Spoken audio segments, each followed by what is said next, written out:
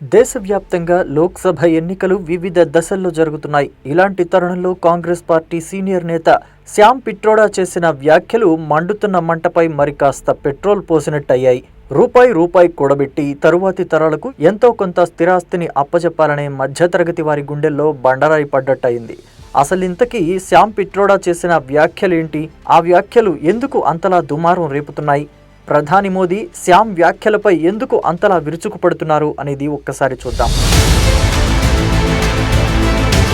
Shyam Pitroda Congress party ప్రవేశపెట్టిన ఎన్నికల manifesto గురించి మాట్లాడుతూ కొన్ని కీలక వ్యాఖ్యలు చేశారు. అవేమిటంటే, మన దేశంలో మధ్యతరగతి వారు చాలామంది ఉన్నారు. వారి ఆస్తులు వారసత్వంగా వారి తదనంతరం వారి పిల్లలకే చెందుతున్నాయి. కానీ అమెరికాలో అయితే ఎవరైనా చనిపోతే వారి పేరు మీద ఉన్న ఆస్తిలో సగభాగం ప్రభుత్వానికి, మిగతా సగభాగం వారి పిల్లలకు చెందుతుందని అన్నారు. అలాంటి వారసత్వపు చట్టాన్ని భారతదేశంలో కూడా తీసుకురావాలని, దీని గురించి మీడియా ఇంకా ప్రజలు కూడా మాట్లాడాల్సిన అవసరం ఉందని పేర్కొన్నారు.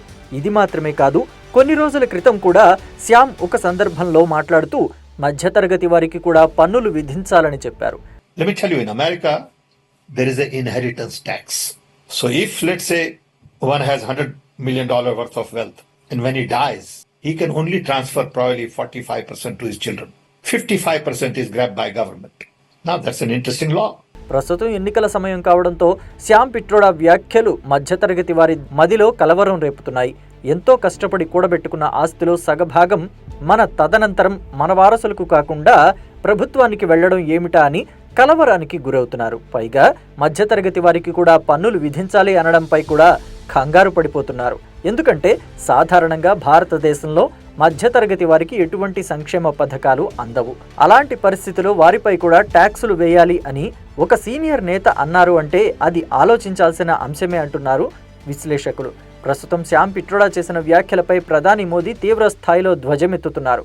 కాంగ్రెస్ పార్టీ మనుషులను బ్రతికుండగానే కాదు, చనిపోయాక కూడా వదిలిపెట్టేలా లేదని నిప్పులు చెరిగారు.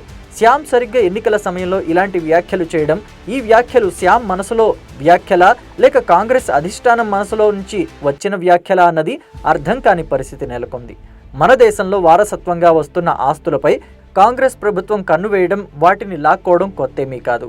1970ల దశకంలో కూడా కాంగ్రెస్ ప్రభుత్వం ఇలాంటిదే ఒక చట్టాన్ని ప్రవేశపెట్టింది. అదే ల్యాండ్ సీలింగ్ యాక్ట్.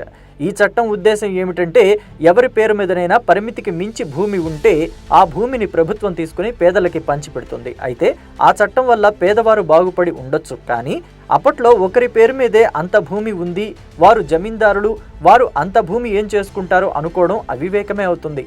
అప్పట్లో ఉమ్మడి కుటుంబాలుండేవి, వారిలో ఆస్తుల పంపకాలనే మాట ఉండేది కాదు. ఇంటి పెద్ద పేరు మీదే ఆస్తి చాలా వరకు ఉండేది. మరీ ముఖ్యమైన విషయం ఏంటంటే, అప్పట్లో ఒక్కొక్క ఫ్యామిలీలో హీనపక్షం 10 మంది పిల్లలు ఉండేవారు. ఇక ఉమ్మడి కుటుంబంలో చూస్తే ఎంతమంది ఉండేవారో మీ అంచనాకే వదిలేస్తున్నాం ఆ లెక్క. వారందరికీ ఆస్తి పంపకాలు చేస్తే అదో పెద్ద ఆస్తిలానే కనిపించదు. కానీ ఒకరి పేరు మీదనే ఎక్కువ ఆస్తి ఉంది అని ఇందిరాగాంధీ ప్రభుత్వం బలవంతంగా భూములు స్వాధీనం చేసుకుని పేదలకు పంచిపెట్టింది. ఇందిరాగాంధీ తీసుకున్న ఆ నిర్ణయమే అప్పటి వరకు కాంగ్రెస్ వైపు ఉన్న అనేక కుటుంబాలు ఆ పార్టీకి దూరమయ్యాయి. తెలుగు రాష్ట్రాల్లో తీసుకుంటే 70వ దశకం ముగిసి 80ల్లోకి రావడం, ఆంధ్రప్రదేశ్లో ఎన్టీఆర్ వంటి ప్రజాదరణ కలిగిన వ్యక్తి పార్టీ పెట్టడంతో మెజారిటీ ప్రజలు ఆయనకే జై కొట్టారు. టీడీపీకి ప్రజలు దగ్గరవడం అనేది ఎన్టీఆర్ పై ఉన్న అభిమానంతో కన్నా ఇందిరాగాంధీ తీసుకున్న నిర్ణయాల మీద ద్వేషంతో అని చెప్పక తప్పదు. శ్యామ్ పిట్రోడా వ్యాఖ్యలు చూస్తే రాబోయే ఎన్నికల్లో బలహీన వర్గాలను కాంగ్రెస్ పార్టీ వైపు తిప్పుకునేందుకు దేశంలో ఉన్న మధ్యతరగతి వారిని మరోసారి టార్గెట్ చేస్తున్నట్టు స్పష్టంగా కనిపిస్తోందంటున్నారు బీజేపీ వర్గాలు. పైగా మోదీ వ్యాఖ్యలు కూడా వాటిని సమర్థిస్తున్నాయి.